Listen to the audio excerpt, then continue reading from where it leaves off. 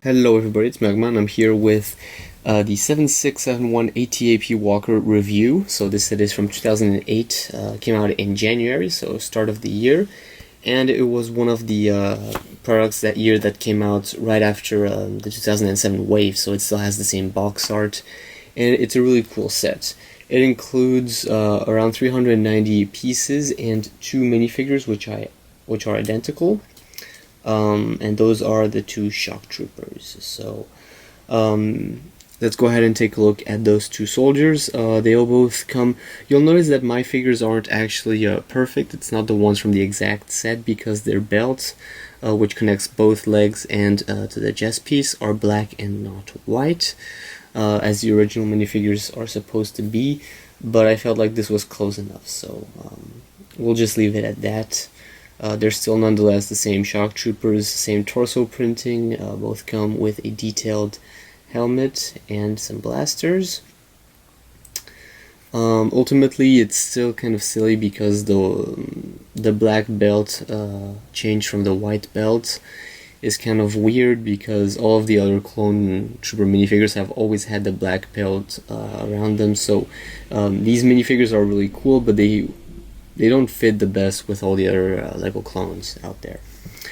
But it's always a minor change, so it doesn't really do much. That's both the clone shock troopers. So it's kind of a weird choice of minifigure because we do see these minifigures in Star Wars: Revenge of the Sith, but not on Kashyyyk. We actually only see them on Coruscant. So I understand why, but it's still a weird minifigure choice. I felt like some Kashyyyk minifigures would have been a bit more appropriate for this set. So taking a look at the set itself, it's a pretty cool walker. It's definitely the smallest of all of the ones released by LEGO, and it does have a weird angle to it. What I mean by that is that the angle of the walker, it's either it's kneeling too much forward or kneeling a bit too much backwards. It doesn't have a clear angle like the 2014 one. So that's somewhat an issue. And another side note is that overall the walker just really looks like the back part of an ATTE walker with some extended legs. It does have a really weird shape. It's like in between an ATST and half of an ATTE walker, so a very strange set that we barely see in either the Clone Wars or, actually I don't even think it appears in the Clone Wars, but we see it for like a couple of seconds in the background in Star Wars: Revenge of the Sith, and yet the set has had 3 iterations in LEGO so far. But let's go ahead and check out the set anyways, because it's still a great walker and a great playset. You can still have a lot of fun with this.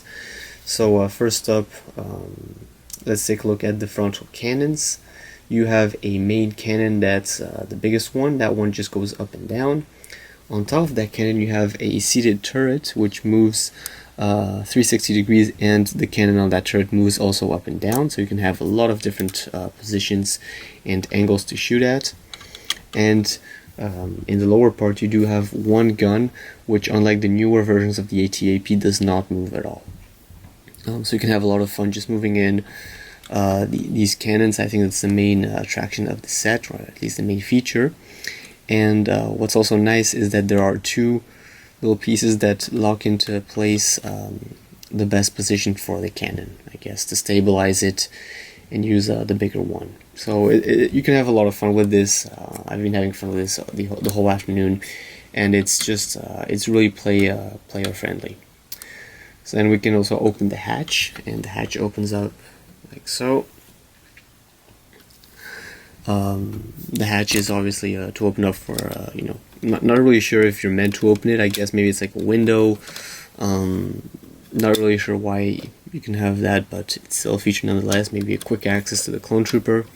But you can definitely open up the whole set to have a look at the inside. Inside you have 2 seats. On one side you have the pilot, so he has a little control panel and a seat. In the middle we have a engine piece, basically a translucent yellow piece. and just some details around. And then on the other side you have just another seat, and unfortunately I didn't get the pieces for that when I bricklinked the set. Not Bricklink, but when I bought it on Bricklink.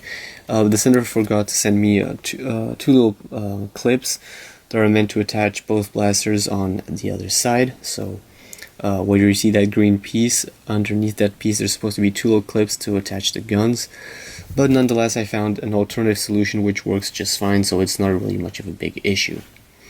But it's always nice to get some weapons rack.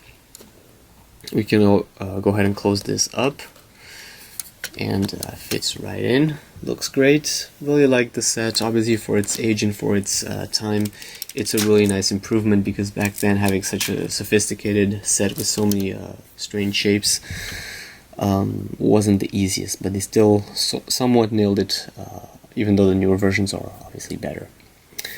So we can go ahead and have a look at this set, turn it around. There's a lot of work in the legs, and I think that's one of the main attractions. It's how many positions can you get with the legs, how many angles, what's the right one. The legs are pretty well detailed, they're not too ugly, they have some nice colored green line pieces to enforce the whole Kashyyyk theme of the set.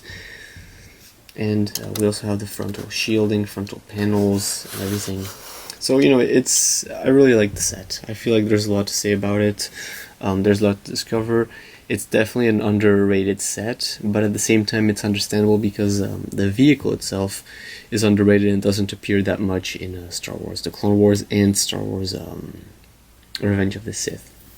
To unlock the third foot is the biggest issue with the set, because when you want to pull down the leg, it has this white piece that comes along with it. Now this white piece is actually meant to be just stuck to the underbelly of the vehicle, and it's just supposed to hold the third foot, and you're supposed to just release the foot, and just without having the piece that comes along with it.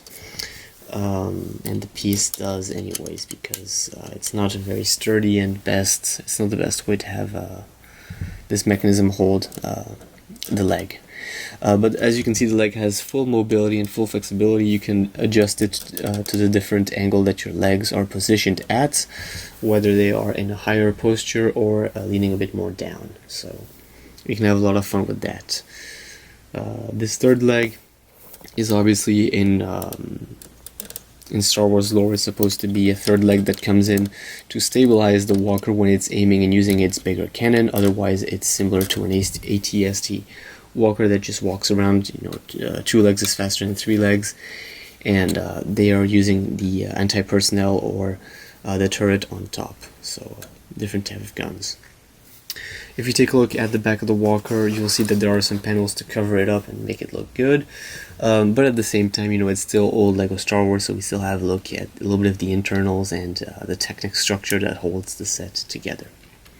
Overall, that summarizes the set. Definitely highly recommended to Star Wars collectors. I feel like this set brings back a lot of memories for all the friends who had it back then. I do like the newer versions, and I'll definitely I'll give you guys a comparison when I can, but otherwise, I still recommend this set for Star Wars collectors. If you're looking for just a stable walker and just an improved version of this, the 2014 will do. I'm not sure about the 2016 one, or actually it might have been 2018 one.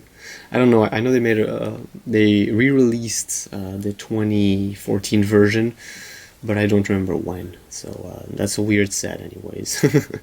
I think it's just the exact copy of the 2014 one, so there's really all in all two different models, and it's this one and the 2014 one. So this one is definitely more of a collector set if you want to complete your collection. If you're looking for a more sturdy set, then the 2014 is the right one, but this one still nonetheless is very player friendly. You can have a lot of fun with this, especially the turrets. Works great, and the inside is very spacey and roomy, especially if you want to add or modify it a bit.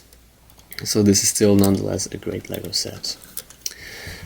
When it comes to the instruction manual, do want to go over it quickly. There are quite a few steps to this set, only 2 minifigures, and here at the back you have a look at all the different LEGO sets that were released in the wave, so basically the two Imperial Battle Pack and Rebel Battle Pack. From the Clone Wars, the first Clone Wars set was Anakin's Jedi Starfighter, and from Star Wars Episode 2 we had the Hailfire Droid. Star Wars Episode 3 we had obviously the AT-AT Walker, and from the Star Wars Force Unleashed we had the Rogue Flyer? Rogue Shadow. Now that's the name of the set, the Rogue Shadow. So a bunch of different sets that came out this year. I do want to say that this set is a $40 set, or at least it used to be a $40 set, which you can definitely get for much cheaper or much more expensive if you want to get a new version of it right now. So it is definitely the cheaper option when you're looking for an AT-AT Walker. So that about concludes my review. I do want to mention that this is a set I've been trying to get for a very long time, and it was just overshadowed by other things I had in mind. But I do hope you guys enjoy a thorough look at this LEGO set. Thanks for watching, and I'll see you guys next time here on the Mamosco's channel. Bye.